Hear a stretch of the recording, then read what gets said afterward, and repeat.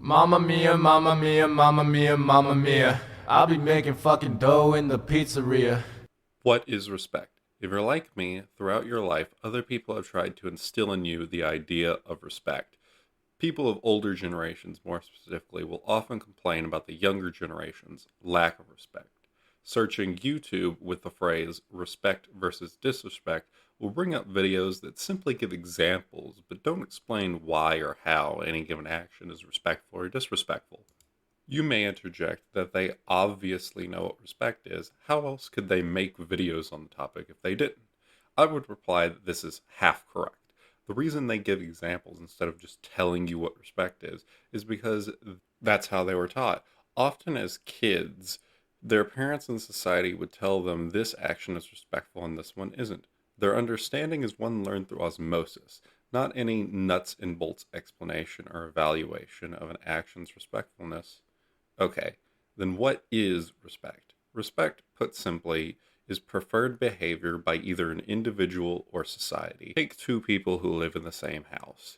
One wants you to only call them by their first name, and the other wants you to only call them by their last name. These preferences are decided by each person, are often arbitrary, and the consequences of not complying are them becoming upset and applying to you the label of disrespectful or rude. The degree to which they will be upset is determined by the offense and how much emotional importance they place on these rules. Society, however, has rules for acceptable social engagement that are separate for laws. These typically fall under the name of culture or social norms and are practiced by a large percent of the members in any society and often differ from society to society. The consequences of not practicing these behaviors are a large number of people becoming upset with you. These are also arbitrary and come from traditions that have developed and crystallized into expected social behaviors. In either case, these behaviors differ in importance, but are never so important as to warrant action against the offender. The worst one could expect is social ostracization, as anything more would veer into the realm of laws, and respect only deals with social engagement considered to be vague or of little importance so as to not warrant a law. So, how do I be respectful, you may ask? Being respectful on a societal level is the easiest. If you grew up in a particular society, the rules are often taught by trial and error at a young age. You take an action, society responds, usually with individuals or group reactions. Range from others thinking negatively or positively of you to outward praise or confrontation. Being respectful on an individual basis is much the same, but has unique pitfalls absent societal engagement. Take the example from earlier, but instead, the two people living together consider the rules laid out by the other household member to be disrespectful. In this instance, one is disrespectful no matter what action one takes, creating a sort of respect paradox. The contradictory desires of two individuals make it so that you have to pick a side to take, socially separating yourself from the other side, or at the very least, not being around them both at the same time. What might be the solution to this respect paradox? I think the best answer lies with another question, and that is why have respect?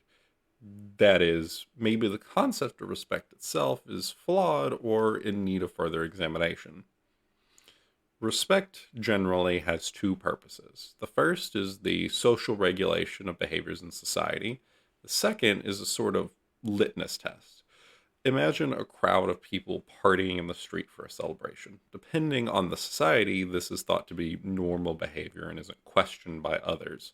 Now, imagine a lone person doing the same thing. This is not taken as lightly as with a group. The person might be seen as dangerous, ill, or at the very least, a nuisance. The change is not the action, but the justification for the action. Every individual in a group has every other individual as a justification for the action they're engaged in, while the lone person has no one else, and thus no justification. This instance is a leftover of tribal tendencies in humans.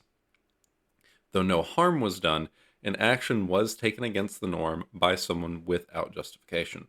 The logic being, if they're willing to break a rule which doesn't have any utility in making society better, but that we all agree to, then maybe they might be willing to break more important rules that do have utility.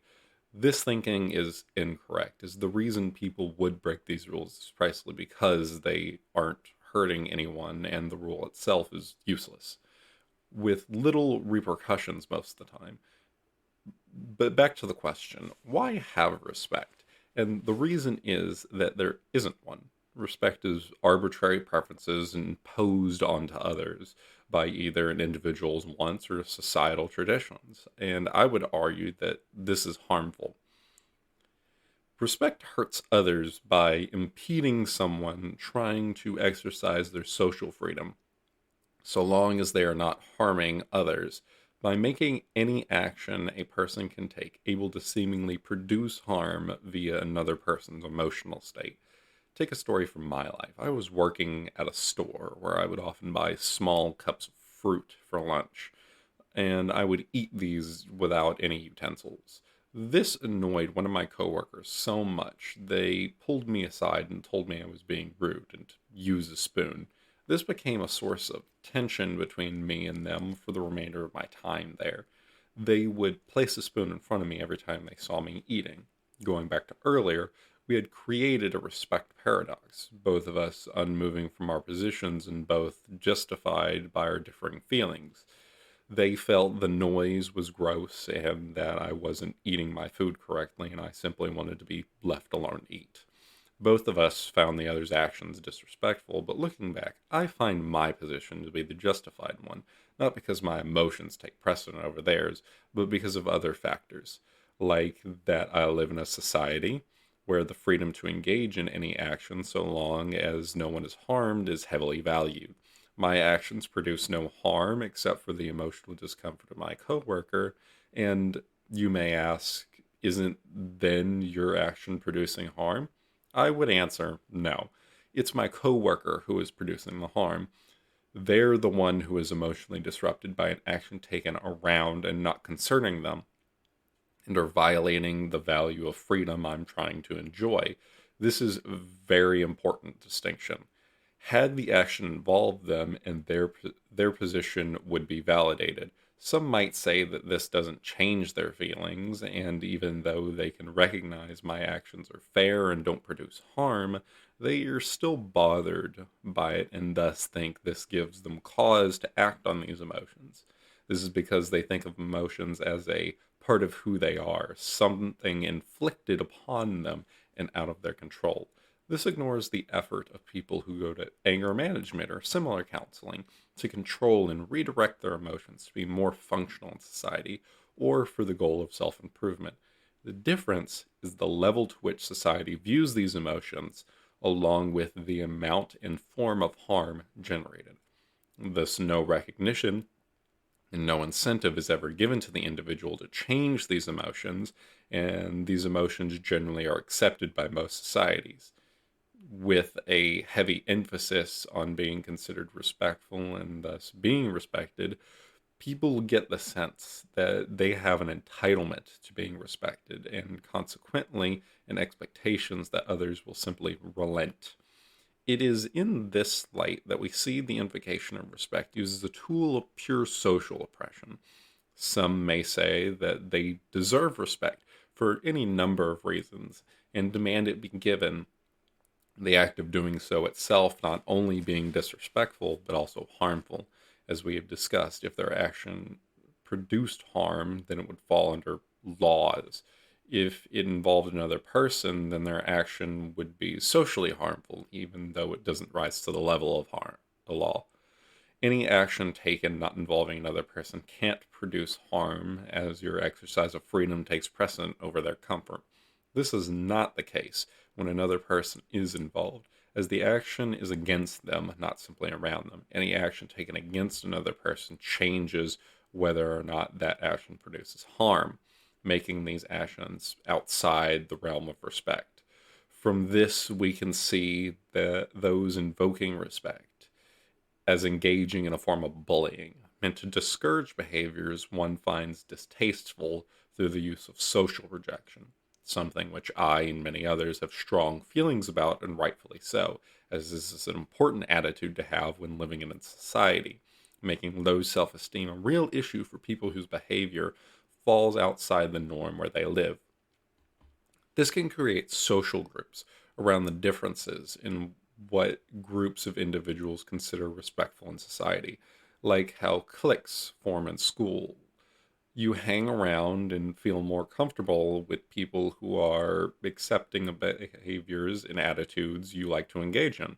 This is not a good thing, as this is just tribalism based around minor differences in what is considered acceptable social behavior, making it harder for these groups and individuals within those groups to freely interact with one another, or for individuals within these groups to freely act on their preferred behaviors or express unpopular opinions.